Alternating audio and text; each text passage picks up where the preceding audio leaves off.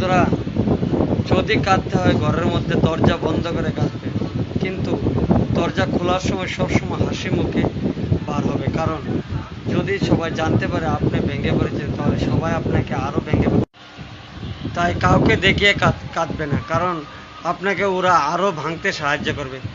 তাই আপনারা কোনো সময় ঘরের মধ্যে দরজা খোলার সময় কোনো সময় কাঁদবেন না।